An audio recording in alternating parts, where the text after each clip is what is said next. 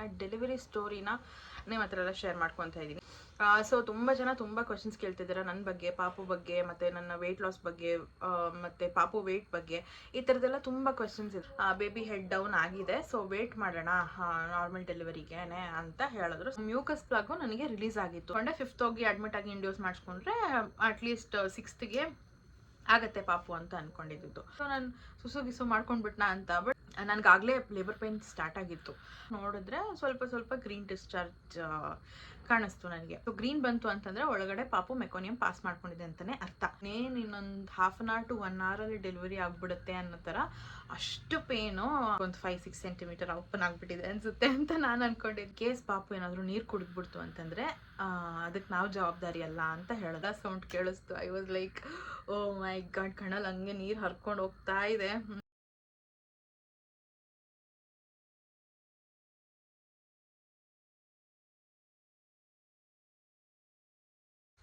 Hi hello ಎಲ್ರಿಗೂ ನಮಸ್ಕಾರ, welcome back to my channel. ನೀವು ನೋಡ್ತಿದ್ದೀರಾ ಹರ್ಷಿತಾ ವಿಲೇಜ್ ವ್ಲಾಗ್ಸ್. ಸೊ ಇವತ್ತಿನ ವಿಡಿಯೋ ಆಲ್ರೆಡಿ ತಮ್ಮನೆಲ್ಲ ನೋಡಿರ್ತೀರ. ಇವತ್ತು ನಾನು ನನ್ನ ಡೆಲಿವರಿ ಸ್ಟೋರಿನ ನಿಮ್ಮ ಹತ್ರ ಎಲ್ಲ ಶೇರ್ ಮಾಡ್ಕೊತಾ ಇದ್ದೀನಿ. ಆ್ಯಂಡ್ ಏನಾಗುತ್ತೆ ಏನು ಎತ್ತ ಅಂತ ಈ ವಿಡಿಯೋನಲ್ಲಿ ಕಂಪ್ಲೀಟಾಗಿ ಶೇರ್ ಮಾಡಿದ್ದೀನಿ. ಸೊ ಈ ವಿಡಿಯೋನ ಕಂಪ್ಲೀಟಾಗಿ ಸ್ಕಿಪ್ ಮಾಡಿದೆ ನೋಡಿ, ನಿಮಗೂ ಕೂಡ ಇನ್ಫಾರ್ಮೇಷನ್ ಸಿಗಬಹುದು.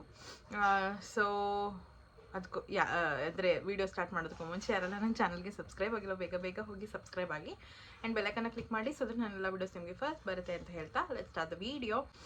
ಸೊ ತುಂಬ ಜನ ತುಂಬ ಕ್ವಶನ್ಸ್ ಕೇಳ್ತಿದ್ದೀರಾ ನನ್ನ ಬಗ್ಗೆ, ಪಾಪು ಬಗ್ಗೆ, ಮತ್ತು ನನ್ನ ವೆಯ್ಟ್ ಲಾಸ್ ಬಗ್ಗೆ, ಮತ್ತು ಪಾಪು ವೆಯ್ಟ್ ಬಗ್ಗೆ. ಈ ಥರದ್ದೆಲ್ಲ ತುಂಬ ಕ್ವಶನ್ಸ್ ಇದೆ. ಸೊ ನಾನು ಇದನ್ನು ಸೆಗ್ರಿಗೇಟ್ ಮಾಡ್ಕೊತಾ ಇದ್ದೀನಿ, ಯಾವ್ಯಾವ ವಿಡಿಯೋನಲ್ಲಿ ಏನೇನು ಹೇಳಬೇಕು ಅಂತ ಅಂದ್ಬಿಟ್ಟು. ಸೊ ಎಲ್ಲನೂ ಒಂದೇ ವಿಡಿಯೋನಲ್ಲಿ ಹೇಳೋದಕ್ಕಾಗಲ್ಲ ಅಂತ ಅಂದ್ಬಿಟ್ಟು ನಾನು ಇಲ್ಲಿ ಬರೆದು ಇಟ್ಕೊಂಡಿದ್ದೀನಿ, ಏನೇನು ಹೇಳಬೇಕು ಏನೇನು ಹೇಳಬಾರ್ದು ಅಂತ ಅಂದ್ಬಿಟ್ಟು. ಐ ಮೀನ್ ಏನೇನು ಕ್ವೆಶನ್ಸ್ ಇದೆ ನಿಮಗೆ ಅಂತ ಅಂದ್ಬಿಟ್ಟು. ಸೊ ನಾನು ಅದನ್ನು ಫಸ್ಟು ಬೇಬಿದು ಸಪ್ರೇಟಾಗಿ, ಮತ್ತು ನನ್ನದು ಸಿಮ್ಟಮ್ಸ್ ಸಪ್ರೇಟಾಗಿ, ಮತ್ತು ನನ್ನ ಜರ್ನಿ ಹೇಗಿತ್ತು ಆಫ್ಟರ್ ಡೆಲಿವರಿ, ಅಥವಾ ನನ್ನ ಬ್ರೆಸ್ಟ್ ಫೀಡಿಂಗ್ ಜರ್ನಿ ಹೇಗಿತ್ತು, ಅದನ್ನೆಲ್ಲ ಬೇರೆ ಸಪ್ರೇಟ್ ವಿಡಿಯೋ ಮಾಡಬೇಕು ಅಂತ ಅಂದ್ಕೊಂಡಿದ್ದೀನಿ. ಸೊ ಅಲ್ಲಿವರೆಗೂ ಸ್ವಲ್ಪ ವೆಯ್ಟ್ ಮಾಡಿ. ತಕ್ಷಣಕ್ಕೆ ಎಲ್ಲನೂ ವಿಡಿಯೋ ಹಾಕೋಕ್ಕಾಗೋದಿಲ್ಲ. ಸೊ ಒನ್ ಡೇ ಬಿಟ್ಟು ಒನ್ ಡೇ ಆ ಥರ ಮಾಡ್ತಿದ್ದೀನಿ ನಾನು. ಸೊ ಇವತ್ತೊಂದು ವಿಡಿಯೋ ಅಪ್ಲೋಡ್ ಮಾಡಿದೆ. ಸೊ ಇವತ್ತೊಂದು ವಿಡಿಯೋ ಶೂಟ್ ಮಾಡ್ತಾಯಿದ್ದೀನಿ. ನೆಕ್ಸ್ಟ್ ಇನ್ 2 daysಗೆ ಅದನ್ನು ಅಪ್ಲೋಡ್ ಮಾಡ್ತೀನಿ. ಸೊ ಈ ವಿಡಿಯೋನ ಸೊ ಇವತ್ತು ನಾನು ಬಂದು ನನ್ನ ಡೆಲಿವರಿ ಸ್ಟೋರಿನ ಹೇಳೋಣ ಅಂತ ಅಂದ್ಕೊಂಡೆ. ಸೊ ಫಸ್ಟು ಎಲ್ಲಿಂದ ಸ್ಟಾರ್ಟ್ ಮಾಡ್ತೀನಿ ಅಂತಂದರೆ, ನಂದು ಸೀಮಂತ ಮುಗಿದಿದ್ದು 4th May. ಸೊ ನಾನು ಅಲ್ಲಿಂದ ಮತ್ತೆ ಅಜ್ಜಿ ಮನೆಗೆ ಹೋಗಿದ್ದಂಥದ್ದು. ಅಜ್ಜಿ ಮನೆಗೆ ಯಾಕೆ ಅಂತಂದರೆ ಇಲ್ಲಿ ಪೇಂಟ್ ಮಾಡ್ತಿದ್ರು. ಅದಾಗಿ 3 daysಗೆ ಮತ್ತೆ ನನಗೆ ಚೆಕಪ್ ಇತ್ತು. ಚೆಕಪ್ಗೆ ಅಂತ ಬಂದೆ. ಸೊ ಅಲ್ಲಿ ಅವ್ರು ಇಟ್ಕೊಂಡು ಹೇಳಿದ್ರು ಬೇಬಿ ಹೆಡ್ ಡೌನ್ ಆಗಿದೆ, ಸೊ ವೆಯ್ಟ್ ಮಾಡೋಣ ನಾರ್ಮಲ್ ಡೆಲಿವರಿಗೆ ಅಂತ ಹೇಳಿದ್ರು. ಸೊ ನನ್ನ ಮೈಂಡಲ್ಲೂ ಇದ್ದಿದ್ದು ನಾರ್ಮಲ್ ಡೆಲಿವರಿನೇ ಬೇಕು ಅಂತ ಅಂದ್ಬಿಟ್ಟು. ಏನಾಗುತ್ತೋ ಗೊತ್ತಿಲ್ಲ ಲಾಸ್ಟ್ ಮೂಮೆಂಟಲ್ಲಿ, ಬಟ್ ಈಗ ಸದ್ಯಕ್ಕೆ ಆ್ಯಸ್ ಐ ಆಮ್ ಹೆಲ್ದಿ ನನಗೆ ನಾರ್ಮಲ್ ಡೆಲಿವರಿನೇ ಆಗಲಿ ಅಂತ ನಾನು ಅಂದ್ಕೊಂಡಿದ್ದಿತ್ತು. ಸೊ ಓಕೆ ವೆಯ್ಟ್ ಮಾಡೋಣ ಅಂತ ಹೇಳಿದ್ರು ಅವರು. ಬೇಬಿ ಹೆಡ್ ಡೌನು ಬಂದಿದೆ ಆ್ಯಂಡ್ ಆಲ್ಮೋಸ್ಟ್ 2.9 kg ಇದೆ. ಹತ್ತಿರ 3 kg ಆಗ್ಬೋದು, ಹೆಚ್ಚು ಅಥವಾ ಕಮ್ಮಿ ಯಾವ್ದು ಬೇಕಾದರೂ ಆಗ್ಬೋದು ಅಂತ ಹೇಳಿದರು. ಸೊ ಓಕೆ ಅಂತ ಅಂದ್ಬಿಟ್ಟು ನಾನು ಮನೆಗೆ ಬಂದೆ. ಸೊ ಹೇಗೂ ಬೇಬಿ 2.9 ಇದೆ, ಇನ್ನು 1 month ಅಷ್ಟರಲ್ಲಿ ಅದು ಜಾಸ್ತಿ ಆಗಿಬಿಡುತ್ತೆ, ಮತ್ತು ನಾರ್ಮಲ್ ಡೆಲಿವರಿ ಕಷ್ಟ ಆಗುತ್ತೆ ಅಂತ ಅಂದ್ಬಿಟ್ಟು ನಾನು ಆದಷ್ಟು ಫುಡ್ನ ಅವಾಯ್ಡ್ ಮಾಡ್ತಿದ್ದೆ. ಅಂದರೆ ಆಚೆಗಡೆ ಫುಡ್ನ ಅವಾಯ್ಡ್ ಮಾಡ್ತಿದ್ದೆ, ಜಾಸ್ತಿ ಕ್ಯಾಲರೀಸ್ ಇರೋವಂಥದ್ದು ಅದನ್ನೆಲ್ಲ ತಿಂತಿರಲಿಲ್ಲ. ಅದಾದಮೇಲೆ ಮತ್ತು ಅಜ್ಜಿ ಮನೆಯದು ಊರಹಬ್ಬ ಬಂತು. ಸೊ ಊರಹಬ್ಬ ಬಂದಾಗ ನಾನು ಅಲ್ಲಿ ಹೋಗಿದ್ದೆ. ಅವತ್ತಿನ ದಿನ 22nd ಅನಿಸುತ್ತೆ. ಊರಹಬ್ಬ ಇದ್ದಿದ್ದು 19th ಸ್ಟಾರ್ಟ್ ಆಗಿತ್ತು. ಸೊ ನಾನು 22nd ಮಧ್ಯಾಹ್ನ ಮಲ್ಕೊಂಡಿದ್ದೆ. ಮಲ್ಕೊಂಡು 1 hour 2 hours ಒಳ್ಳೆ ನಿದ್ದೆ ಮಾಡಿದೆ. ಬಿಕಾಸ್ ನೈಟೆಲ್ಲ ನನಗೆ ನಿದ್ದೆ ಬರ್ತಿರ್ಲಿಲ್ಲ ಅವಾಗ. ಸೊ 1 hour 2 hours ನಿದ್ದೆ ಮಾಡಿದೆ. ನಿದ್ದೆ ಮಾಡಿ ಎದ್ದ ಮೇಲೆ ಸರಿ ವಾಶ್ರೂಮ್ಗೆ ಹೋಗೋಣ ಅಂತ ಹೋದಾಗ ನನಗೆ ಅಲ್ಲಿ ವೈಟ್ ಡಿಸ್ಚಾರ್ಜ್ ಕಾಣಿಸ್ತು. ಸೊ ವೈಟ್ ಡಿಸ್ಚಾರ್ಜ್ ಅಂತಂದರೆ ಒಂಥರ ಇದು ಎಗ್ ವೈಟ್ ಬರುತ್ತಲ್ಲ ಆ ಥರ ಸ್ವಲ್ಪ ಥಿಕ್ನೆಸ್ ಜಾಸ್ತಿನೇ ಇತ್ತು. ವೈಟ್ ಡಿಸ್ಚಾರ್ಜ್ ಅಂದರೆ ಅದಕ್ಕೆ ಟರ್ಮ್ ಬಂದು ಮ್ಯೂಕಸ್ ಪ್ಲಗ್ ಅಂತ ಅಂದ್ಬಿಟ್ಟು. ಸೊ ಮ್ಯೂಕಸ್ ಪ್ಲಗ್ಗು ನನಗೆ ರಿಲೀಸ್ ಆಗಿತ್ತು. ಸೊ ಅದೇನು ಹೆಲ್ಪ್ ಮಾಡುತ್ತೆ ಅಂತಂದರೆ, ಬೇಬಿ ಅಂದರೆ ನಮ್ಮದು ಯೂಟ್ರಸ್ದು ಮೌತ್ ಓಪನಿಂಗ್ ಇರುತ್ತಲ್ಲ ಅಲ್ಲಿ ಅದು ಇರುತ್ತೆ ಮ್ಯೂಕಸ್ ಪ್ಲಗ್ಗು. ಸೊ ಅದು ಯಾವ ಟೈಮಲ್ಲಿ ರಿಲೀಸ್ ಆಗುತ್ತೆ ಅಂತ ಅಂದ್ಬಿಟ್ಟು ಹೇಳಿದ್ರೆ, ಸುಮಾರು ಸತಿನೂ ರಿಲೀಸ್ ಆಗುತ್ತೆ. ಬಟ್ ನಮ್ಮದು ಲೇಬರ್ ಹತ್ರ ಇರೋವಾಗ ರಿಲೀಸ್ ಆದರೆ ವಿ ಆರ್ ಇಂಟು ಲೇಬರ್ ಅಂತಲೇ ಅರ್ಥ. ಅಂದರೆ ಇನ್ನು 1 week ಅಷ್ಟರಲ್ಲಿ ನಮಗೆ ಲೇಬರ್ ಸ್ಟಾರ್ಟ್ ಆಗುತ್ತೆ ಅಂತಲೇ ಅರ್ಥ. ಸೊ ನನಗೆ ಅವತ್ತಿನ ದಿನ ಅದು ರಿಲೀಸ್ ಆಯಿತು. ನನಗೆ ಫುಲ್ ಶಾಕ್ ಆಗಿಬಿಡ್ತು. ಓಕೆ ಇನ್ನು ಪೇನ್ ಬಂದಿಲ್ಲ ಯಾರಿಗೂ ಹೇಳೋದು ಬೇಡ, ಇಲ್ಲ ಪ್ಯಾನಿಕ್ ಆಗ್ತಾರೆ. ಬಿಕಾಸ್ ಅಜ್ಜಿ ಮನೇಲಿ ಇದ್ವಿ, ಅಲ್ಲಿಂದ ಅಲ್ಲಿಗೆ ಹೋಗಬೇಕಿತ್ತು. ಸೊ ನಾನು ಯಾರಿಗೂ ಹೇಳಿರಲಿಲ್ಲ. ಬಟ್ ಬೀರೇಶ್ ಹತ್ರ ಶೇರ್ ಮಾಡ್ಕೊಂಡಿದ್ದೆ. ಆಮೇಲೆ ಸ್ವಲ್ಪ ದಿನ ಹೋದ್ಮೇಲೆ ಅಂದರೆ ನೆಕ್ಸ್ಟ್ ಡೇಗೋ ಅಥವಾ ಅದ್ರ ನೆಕ್ಸ್ಟ್ ಡೇಗೋ ಮಮ್ಮಿ ಹತ್ರನೂ ಹೇಳಿದೆ. ಸೊ ಮಮ್ಮಿ ಹೇಳಿದ್ರು ಇದೆಲ್ಲ ನಾರ್ಮಲ್ ಅಂತ ಅಂದ್ಬಿಟ್ಟು ಸರಿ ಅಂತ ಹೇಳಿ ನೆಕ್ಸ್ಟ್ ವೀಕ್ ಮತ್ತೆ ಡಾಕ್ಟರ್ ಅಪಾಯಿಂಟ್ಮೆಂಟ್ ಇತ್ತು. ಸೊ ಅಲ್ಲಿ ಹೋದಾಗ ನಾನು ಹೇಳಿದೆ ಹಿಂಗೆ ಮ್ಯೂಕಸ್ ಪ್ಲಗ್ ರಿಲೀಸ್ ಆಗಿದೆ ಅಂತ ಅಂದ್ಬಿಟ್ಟು. ರಿಲೀಸ್ ಆಗಿದೆ ಅಂತ ಹೇಳಿದಾಗ ಅವ್ರು ಇದ್ಕೊಂಡು ಓಕೆ ಮತ್ತೆ ವೆಯ್ಟ್ ಮಾಡೋಣ, ಆಗ್ಬೋದು ಇನ್ನು 1 ವೀಕಲ್ಲಿ 1 ವೀಕ್ ಒಳಗೇನೆ ಪೇನ್ ಬಂದರೂ ಬರ್ಬೋದು. ಸೊ ಆ ಟೈಮ್ಗೆ ನೀವು ಬನ್ನಿ ಅಂತ ಹೇಳಿದ್ರು. ಅವಾಗೂ ಸ್ಕ್ಯಾನಿಂಗ್ ಎಲ್ಲ ಮಾಡಿದ್ರು, ಎಲ್ಲ ನಾರ್ಮಲ್ ಇತ್ತು. ಅವಾಗೂ ಕೂಡ ಬೇಬಿ ಹೆಡ್ ಡೌನ್ ಇದೆ, ನಾರ್ಮಲ್ಗೆ ಟ್ರೈ ಮಾಡೋಣ ಅಂತಲೇ ಹೇಳಿದ್ದು. ಆ್ಯಂಡ್ ಇನ್ನೊಂದು ಏನು ಹೇಳಿದ್ರು ಅಂತಂದರೆ ನಾರ್ಮಲಾಗಿ ಟ್ರೈ ಮಾಡ್ತೀರಾ ಅಂತಂದರೆ ಫಿಕ್ಸ್ ಆಗಿಬಿಡಿ, ನಾರ್ಮಲೇ ಬೇಕು ಅಂತ ಅಂದ್ಬಿಟ್ಟು. ಏನಾದರೂ ಪೇಯ್ನ್ ತಡೆಯೋಕ್ಕಾಗ್ತಿಲ್ಲ ಅಥವಾ ಬೀರೇಶ್ಗೆ ಹೇಳಿದ್ರು ಅವರು, ಅಥವಾ ನಿಮ್ಮ ಹೆಂಡತಿ ಪೇಯ್ನಲ್ಲಿ ಇರೋದು ನೋಡೋಕ್ಕಾಗ್ತಿಲ್ಲ, ಬೇಗ ಸಿ ಸೆಕ್ಷನ್ ಮಾಡಿಬಿಡಿ ಅಂತೆಲ್ಲ ನಮಗೆ ಫೋರ್ಸ್ ಮಾಡೋ ಹಂಗಿಲ್ಲ ಅಂತ ಹೇಳಿದ್ರು. ವಿವರ್ ಲೈಕ್ ಓಕೆ ನಾನು ಪೇಯ್ನ್ ತಡ್ಕೊತೀನಿ ಅಂತಲೇ ಹೇಳಿದ್ದು ಅವ್ರಿಗೆ. ಸರಿ ಅಂತ ಅಂದ್ಬಿಟ್ಟು ಅದೆಲ್ಲ ಆಯಿತು. ಆ್ಯಂಡ್ ಇನ್ನು ಆ ವೀಕಕ್ಕೆ ಮತ್ತು ಇನ್ನು ಸ್ವಲ್ಪ ಇದು ಮ್ಯೂಕಸ್ ಪ್ಲಗ್ ರಿಲೀಸ್ ಆಗೋಕ್ಕೆ ಸ್ಟಾರ್ಟ್ ಆಯಿತು. ಇನ್ನು ಸ್ವಲ್ಪ ಇರುತ್ತೆ ಸ್ವಲ್ಪ. ಸೊ ನನಗೆ ಸ್ಟಾರ್ಟಿಂಗಲ್ಲಿ ಬಂದಾಗ ಫುಲ್ ವೈಟ್ ಇತ್ತು. ಅದು ಸ್ವಲ್ಪ ಪಿಂಕಿಶೋ ಅಥವಾ ಸ್ವಲ್ಪ ರೆಡ್ಡಿಶೋ ಇರುತ್ತಂತೆ. ಸೊ ವೈಟೂ ಇರುತ್ತೆ. ಸೊ ನನಗೆ ಫಸ್ಟ್ ವೈಟ್ ರಿಲೀಸ್ ಆಯಿತು. ಅದಾದಮೇಲೆ ಸ್ವಲ್ಪ ರೆಡ್ಡಿಶ್ ಥರ ಬಂತು. ಸೊ ಓಕೆ ಹತ್ರ ಇದ್ದೀನಿ ಅಂತ ಅಂದ್ಬಿಟ್ಟು ಆವಾಗ ನಾನು ವಾಕಿಂಗು ಅದೆಲ್ಲ ಮಾಡ್ತಿದ್ದೆ ನಾರ್ಮಲಾಗಿ ಹೆಂಗೆ ಡೈಲಿ ಮಾಡ್ತೀನೋ ಅದೇ ಥರನೇ. ಸೊ ಎಲ್ಲ ಆಯಿತು. ಅದಾದಮೇಲೆ ಮತ್ತು ಇನ್ನು ಅದ್ರ ನೆಕ್ಸ್ಟ್ ವೀಕ್ ಒನ್ ವೀಕಿಗೂ ಬರೋದಕ್ಕೆ ಹೇಳಿದರು. ಅದ್ರ ನೆಕ್ಸ್ಟ್ ವೀಕು ಆ್ಯಕ್ಚುಲಿ ನಾನು 4th ಹೋಗಿದ್ದಿದ್ದು. 4th ಹೋಗಿರ್ಬೇಕಾದ್ರೆ ಡಾಕ್ಟ್ರ್ ಇದ್ಕೊಂಡು ಹೇಳಿದ್ರು ಓಕೆ ಎಲ್ಲನೂ ನಾರ್ಮಲೇ ಇದೆ, ಇನ್ನು ಪೇಯ್ನ್ ಬಂದಿಲ್ಲ ನಿಮಗೆ. ಸೊ ಪೇಯ್ನ್ ಬಂದಾಗ ಬನ್ನಿ, ಇಲ್ಲ ಅಂತಂದರೆ ಡ್ಯೂ ಡೇಟ್ ಯಾವಾಗಿದೆಯೋ ಅದ್ರ ಹಿಂದಿನ ದಿನ ಬನ್ನಿ. ಡ್ಯೂ ಡೇಟ್ ಇದ್ದಿದ್ದು 9th, ಸೊ ಅದ್ರ ಹಿಂದಿನ ದಿನ 8th ಬನ್ನಿ ಅಂತ ಹೇಳಿದರು. ನಾನು ಮಾತಾಡ್ಕೊಂಡಿದ್ವಿ ಅವತ್ತೇ ಇಂಡ್ಯೂಸ್ ಮಾಡಿಸ್ಕೊಂಡು ಬಿಡೋಣ, ಇಲ್ಲ ಅವತ್ತೇ ಅಡ್ಮಿಟ್ ಮಾಡ್ಕೊತಾರೇನೋ ಇಂಡ್ಯೂಸ್ ಮಾಡೋದಕ್ಕೆ ಅಂತ ನಾವು ಅಂದ್ಕೊಂಡಿದ್ದು. ಆ್ಯಂಡ್ ನನಗೂ ಕೂಡ ಅನಿಸಿತ್ತು ಓಕೆ ಅಡ್ಮಿಟ್ ಆಗಿಬಿಡೋಣ ಅಂತ ಅಂದ್ಬಿಟ್ಟು. ಬಟ್ ಆಮೇಲೆ ಅನ್ನಿಸ್ತು ಓಕೆ ಡಾಕ್ಟರ್ ಸಜೆಸ್ಟ್ ಮಾಡಿಲ್ಲ ಅಂದರೆ ನಾನು ಯಾಕೆ ಹೇಳಲಿ ಅಂತ ಅಂದ್ಬಿಟ್ಟು ನಾನು ಸುಮ್ಮನಾಗ್ಬಿಟ್ಟೆ.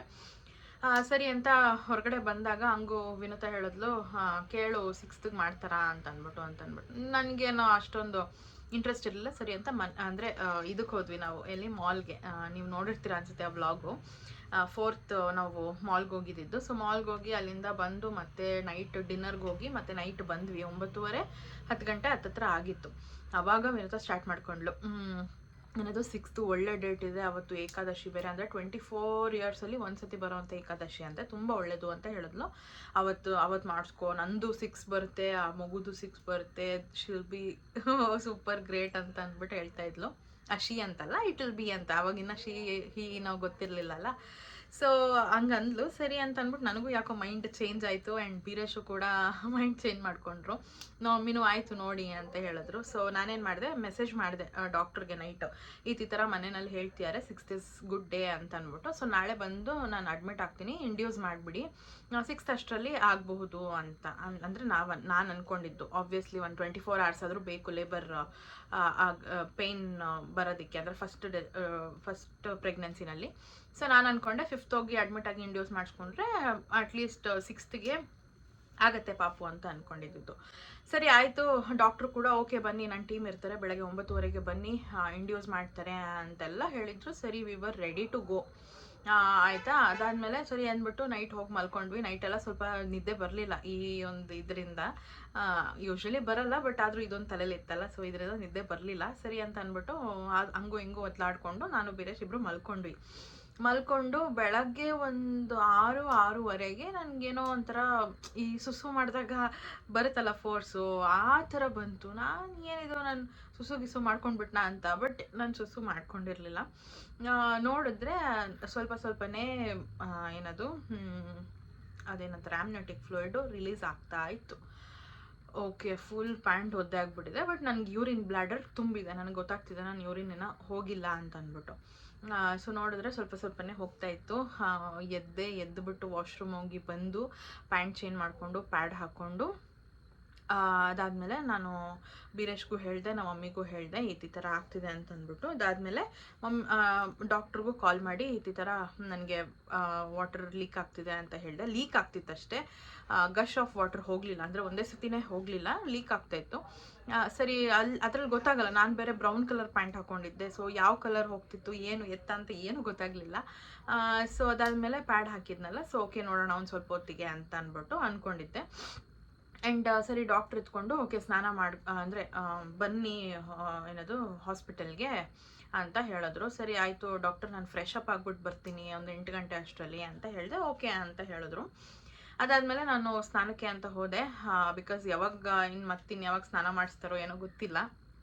ನನಗಾಗಲೇ ಲೇಬರ್ ಪೇಯ್ನ್ ಸ್ಟಾರ್ಟ್ ಆಗಿತ್ತು, ಅಂದರೆ ನೀರು ಹೋಗ್ತಿದ್ದಂಗೆ ಸ್ವಲ್ಪನೇ ಸ್ಟಾರ್ಟ್ ಆಯಿತು. ನನಗೆ ಗೊತ್ತಾಗ್ತಿತ್ತು ಇದು ಲೇಬರ್ ಪೇಯ್ನೇನೆ, ಫಾಲ್ಸ್ ಪೇಯ್ನ್ ಅಂತೂ ಅಲ್ವೇ ಅಲ್ಲ ಅಂತ ಅಂದ್ಬಿಟ್ಟು. ಸೊ ಪೇಯ್ನ್ ಬರ್ತಾನೆ ಇತ್ತು. ಸರಿ ಬಿಸಿ ನೀರು ಸ್ನಾನ ಮಾಡ್ಕೊಂಬಿಡೋಣ, ಮತ್ತಿನ್ನು ಯಾವಾಗ ಅವ್ರು ಸ್ನಾನ ಮಾಡಿಸ್ತಾರೋ ಅಥವಾ ನಾನು ತಲೆಗೆ ಸ್ನಾನ ಮಾಡ್ತೀನೋ ಗೊತ್ತಿಲ್ಲ ಅಂತ ಅಂದ್ಬಿಟ್ಟು ಫ್ರೆಶ್ ಅಪ್ ಆಗಿ ಹೋಗೋಣ ಅಂತ ಹೋದೆ ಸ್ನಾನಕ್ಕೆ. ಅಲ್ಲಿ ಹೋಗಿ ನೋಡಿದಾಗ ಇದು ಬ್ಲಡ್ ಡಿಸ್ಚಾರ್ಜ್ ಆಯಿತು, ಅಂದರೆ ಡಾರ್ಕ್ ರೆಡ್ ಮ್ಯೂಕಸ್ ಥರ ಬಂತು. ನಾವು ಪೀರಿಯಡ್ಸ್ ಆದಾಗ ಯಾವ ಥರ ಆಗುತ್ತೋ ಆ ಥರದ್ದು. ಓಕೆ ಇಟ್ ಇಸ್ ಲೇಬರ್ ಅಂತಲೇ ಅನಿಸ್ತು ನನಗೆ. ಸರಿ ಅಂತ ಅಂದ್ಬಿಟ್ಟು ನಾನು ಎಲ್ಲ ಸ್ನಾನ ಎಲ್ಲ ಮಾಡಿಕೊಂಡು ರೆಡಿಯಾಗಿ ಬಂದೆ. ಪೇಯ್ನ್ ಕಂಟಿನ್ಯೂಸ್ ಆಗಿ ಬರ್ತಾನೆ ಇತ್ತು, ಅಂದರೆ ಇಂಟರ್ವಲ್ಸಲ್ಲಿ 5 ಮಿನಿಟ್ಸ್ ಒನ್ಸ್ ಇಲ್ಲ 10 ಮಿನಿಟ್ಸ್ ಒನ್ಸ್ ಅನಿಸುತ್ತೆ, 30 ಸೆಕೆಂಡ್ಸ್ ಬರ್ತಾನೆ ಇತ್ತು. ಸೊ ಸರಿ ಅಂತ ಅಂದ್ಬಿಟ್ಟು ನಾನು ಕೂಡ ರೆಡಿಯಾಗಿ, ಆ್ಯಂಡ್ ನೋಡಿರ್ಬೋದು ನೀವು ನನ್ನ ಅಂದರೆ ನನ್ನ ಡೆಲಿವರಿ ವ್ಲಾಗ್ನ ನೋಡಿಲ್ಲ ಅಂದರೆ ಡಿಸ್ಕ್ರಿಪ್ಷನಲ್ಲಿ ಹಾಕಿರ್ತೀನಿ, ಹೋಗಿ ನೋಡಿ. ಸೊ ಅದಾದಮೇಲೆ ಮತ್ತೆ ವಾಶ್ರೂಮ್ಗೆ ಹೋಗಿ ಬಂದೆ. ನಾನು ನೋಡಿದ್ರೆ ಸ್ವಲ್ಪ ಗ್ರೀನ್ ಡಿಸ್ಚಾರ್ಜ್ ಕಾಣಿಸ್ತು ನನಗೆ, ಅಂದರೆ ವಾಟರ್ ಇರುತ್ತಲ್ಲ ಅದು ಗ್ರೀನ್ ಕಾಣಿಸ್ತು. ಸೊ ವಾಟರ್ ಬಂದ್ಬಿಟ್ಟು ಪ್ಲೇನ್ ಇರಬೇಕು, ಅಂದರೆ ಏನದು ಟ್ರಾನ್ಸ್ಪರೆಂಟ್ ಇರಬೇಕು ವಾಟರು, ಗ್ರೀನ್ ಆಗಲಿ ಅಥವಾ ಬೇರೆ ಕಲರ್ಸ್ ಆಗಲಿ ಇರಬಾರ್ದು. ಸೊ ನನಗೆ ಸ್ವಲ್ಪ ಡೌಟ್ ಆಯಿತು, ಏನಪ್ಪ ಇದು ಏನಾದರೂ ಮೆಕೋನಿಯಮ್ ಪಾಸ್ ಮಾಡ್ಕೊಂಡ್ಬಿಟ್ಟಿದ್ಯಾ ಅಂತ ಅಂದ್ಬಿಟ್ಟು. ಸೊ ಗ್ರೀನ್ ಬಂತು ಅಂತಂದರೆ ಒಳಗಡೆ ಪಾಪು ಮೆಕೋನಿಯಮ್ ಪಾಸ್ ಮಾಡ್ಕೊಂಡಿದೆ ಅಂತಲೇ ಅರ್ಥ ಆಯಿತಾ. ಅದನ್ನು ತುಂಬ ಕೇರ್ಫುಲ್ಲಾಗಿ ನೋಡ್ಕೊಬೇಕು ನಾವು. ಸೊ ಸರಿ ಆಯಿತು, ಅಲ್ಲೇ ಹೋಗ್ತೀವಲ್ಲ ಅಲ್ಲೇ ನೋಡೋಣ ಅಂತ ಅಂದ್ಬಿಟ್ಟು ಹೋಗಿ ಅಲ್ಲಿ ಅವರು ಅಡ್ಮಿಟ್ ಎಲ್ಲ ಮಾಡಿಕೊಂಡ್ರು, ರೂಮು ಕೂಡ ಕೊಟ್ಟರು. ಮತ್ತು ವಾಶ್ರೂಮ್ಗೆ ಹೋಗಿ ನೋಡ್ಕೊಂಡಾಗ ಅದೇ ಥರನೇ ಇತ್ತು, ಗ್ರೀನ್ ಡಿಸ್ಚಾರ್ಜೇನೆ. ಸೊ ನಾನೇನು ಮಾಡಿದೆ, ಅಲ್ಲಿರೋ ನರ್ಸಿಗೆ ಹೇಳಿದೆ ಈ ಥರ ಇದೆ ಅಂತ ಅಂದ್ಬಿಟ್ಟು. ಸೊ ಆವಾಗ ನಮ್ಮ ಡಾಕ್ಟ್ರು ಇನ್ನೂ ಬಂದಿರಲಿಲ್ಲ ಅನಿಸುತ್ತೆ, ಇನ್ನೂ ಬಂದಿರಲಿಲ್ಲ. ನಾನು ಆಲ್ಮೋಸ್ಟ್ 9:30ಗೆಲ್ಲ ಅಲ್ಲಿ ರೀಚ್ ಆಗಿಬಿಟ್ಟಿದ್ದೆ. ಸೊ ಅವ್ರು ಇನ್ನೂ ಬಂದಿರಲಿಲ್ಲ.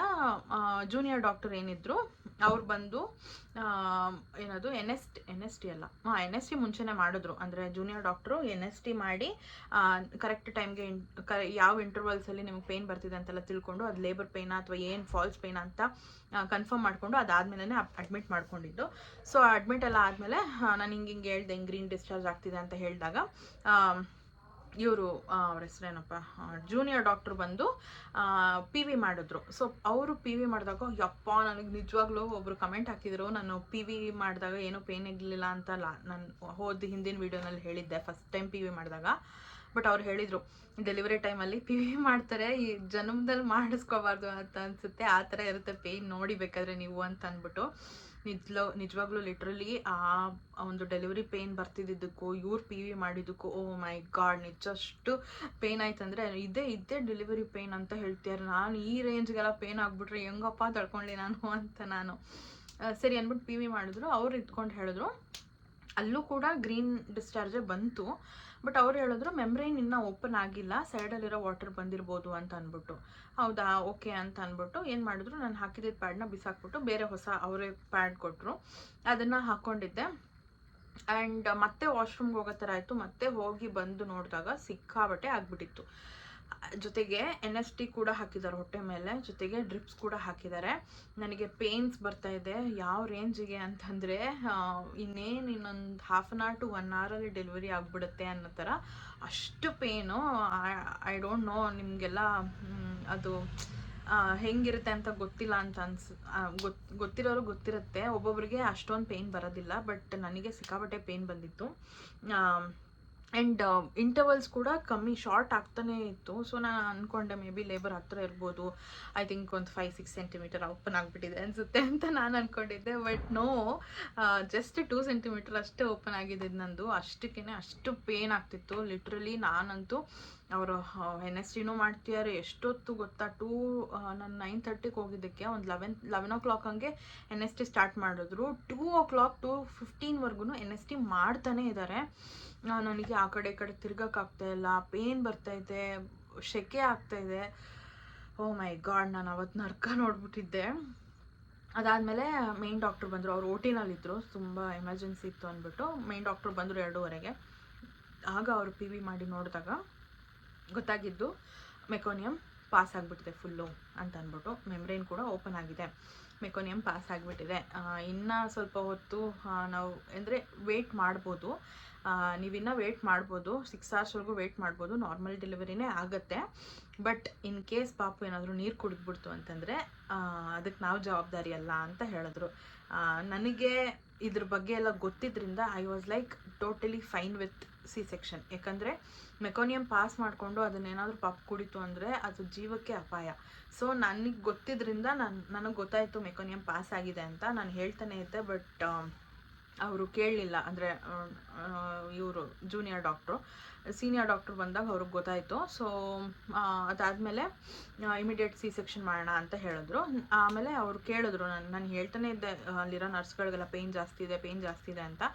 ಸೀನಿಯರ್ ಡಾಕ್ಟ್ರು ಬಂದು ಕೇಳಿದ್ರು, ಪೇಯ್ನ್ ಬರ್ತಾ ಇದೆಯಾ, ತುಂಬ ಪೇಯ್ನ್ ಬರ್ತಿದೆಯಾ ಅಂತ ಅಂದ್ಬಿಟ್ಟು. ನಾನು ಇದ್ಕೊಂಡು ಡಾಕ್ಟರ್ ತುಂಬ ಪೇಯ್ನ್ ಆಗ್ತಾ ಇದೆ ಅಂತಂದೆ. ಶಿ ವಾಸ್ ಲೈಕ್, ಇದು ಪೇಯ್ನೇ ಅಲ್ಲ ಅಂತ ಅಂದ್ಬಿಟ್ಟು, ಯು ಜಸ್ಟ್ 2 ಸೆಂಟಿಮೀಟರ್ ಡೈಲೇಟೆಡ್ ಅಷ್ಟೇ ಅಂತ ಅಂದರು.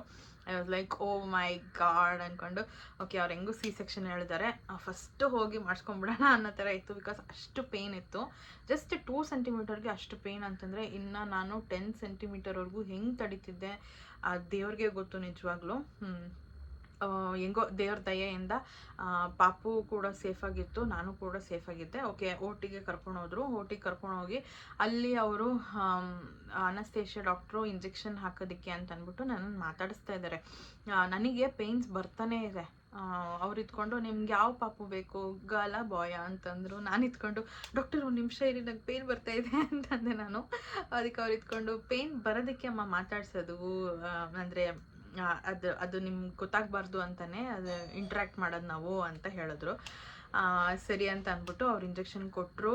ಯಾವ ಕಡೆ ಹೋಯಿತು ಅಂತ ಕೇಳಿದ್ರು. ಲೆಫ್ಟ್ ಸೈಡ್ ಅಂದೆ. ಅದು ಸ್ವಲ್ಪ ಪೇಯ್ನ್ ಅಂತಲೇ ಅನ್ನಿಸ್ಲಿಲ್ಲ ಹೇಳ್ಬೇಕಂದ್ರೆ, ಒಂದು ಸಣ್ಣ ಸೂಜಿ ಚುಚ್ದಂಗೆ ಆಯಿತು.